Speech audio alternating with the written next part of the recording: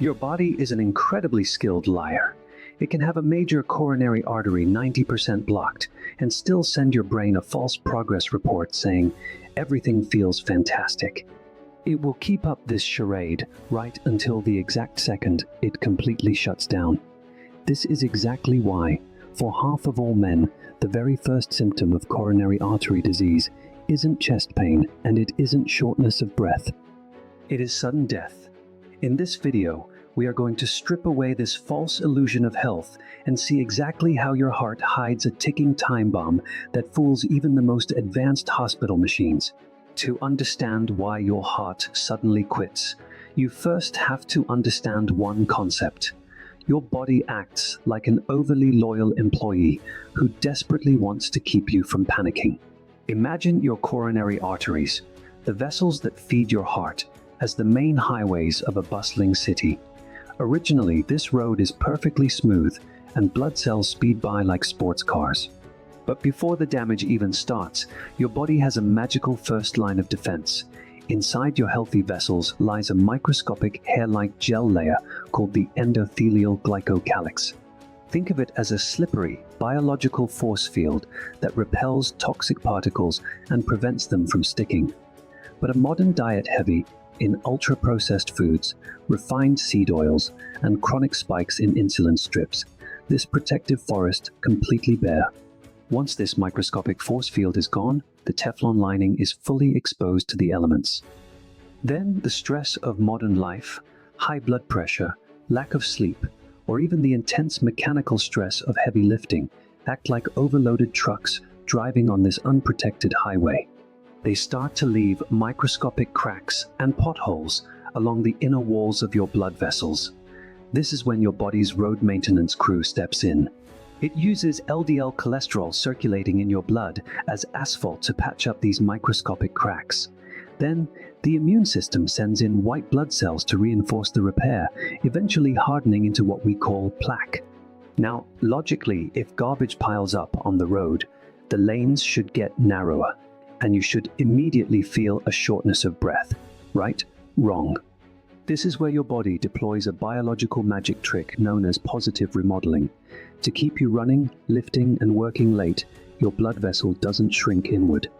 Instead, it expands outward. It builds a massive illegal landfill right outside the wall to hide all this plaque buildup. From the inside, the pipe still looks 100% open. Blood flows perfectly. You feel unstoppable, but you have no idea that right behind that thin wall sits an active volcano. This brings us to a massive misconception. Most people think of a heart attack like a clogged bathroom sink. Grease builds up over decades.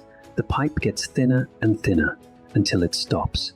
But in the real world, the hard, stable plaque that slowly builds up rarely kills you directly. It might cause chest tightness when walking upstairs, but it's not the primary killer. The real silent killer is soft plaque. Imagine a highly toxic blister buried inside your artery wall, covered only by a paper-thin layer of tissue. Then on a completely normal Tuesday, maybe you sprint to catch a departing train, or you get a stressful phone call that makes your blood boil, your blood pressure spikes. The sheer force of the blood flow rips open that fragile blister. Soft plaque ruptures, toxic inflammatory sludge spills directly into your bloodstream. Your body's defense system goes into full panic mode. It misinterprets this rupture as a massive, life-threatening open wound and instantly deploys a massive army of platelets to clot the bleeding. In a matter of minutes, this massive clot forms. It's like a cement truck crashing on the highway, the cement instantly solidifying across all lanes. Boom. The entire artery is sealed shut. And in cardiology, location is everything. If this cement truck crashes in a small side street, you lose a minor branch of muscle, and you survive. But if it crashes in the left anterior descending artery, the massive trunk supplying the front and bottom of your heart, the entire system collapses. In the ER, we have a grim nickname for this specific blockage, the Widowmaker. It is simple geometry. Block a twig, you lose a leaf. Block the trunk, the whole tree falls. But plaque rupture isn't the only way this ticking time bomb detonates. Sometimes the blister doesn't pop, but the heart suffocates anyway. Imagine a whoosh-year-old athlete pushing his limits in a grueling race.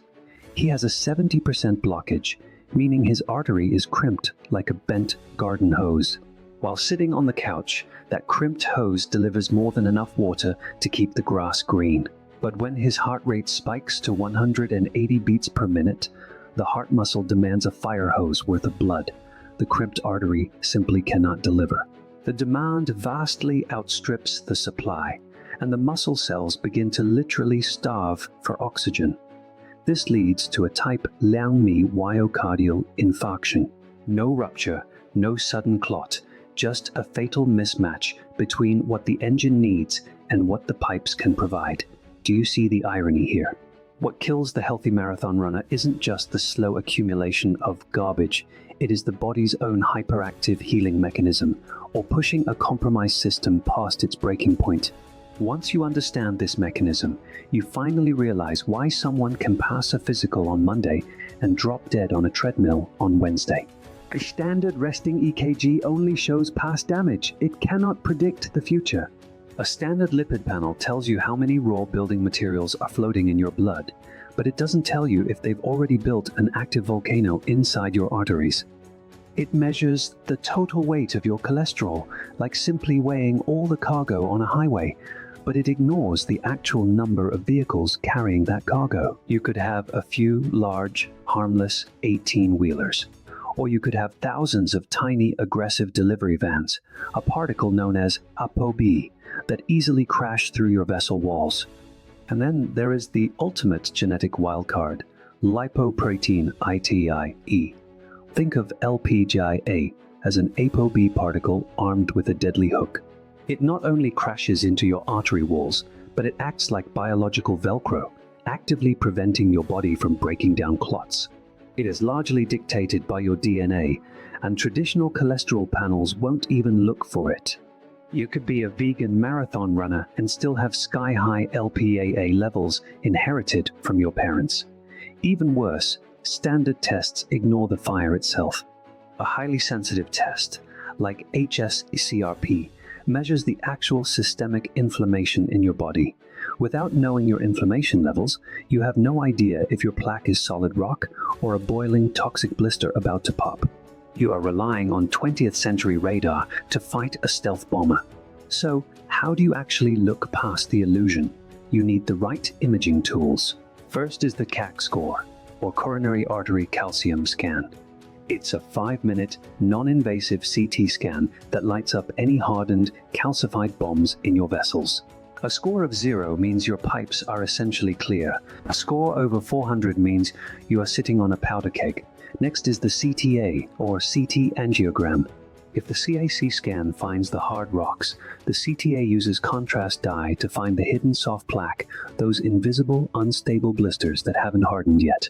It is the ultimate early warning system. But what if the scan shows you already have plaque? Is it a death sentence? No. Because your body has one final, miraculous backup system, collateral circulation. Think of your main arteries as those major interstates. If you consistently challenge your heart with steady Zone 2 endurance training, your body senses the demand. It responds by literally paving new microscopic side streets. It builds a natural bypass network around the danger zones. This is exactly why a 70-year-old lifelong athlete might survive a massive heart attack that would instantly kill a sedentary 40-year-old. The older athlete spent decades building an emergency detour.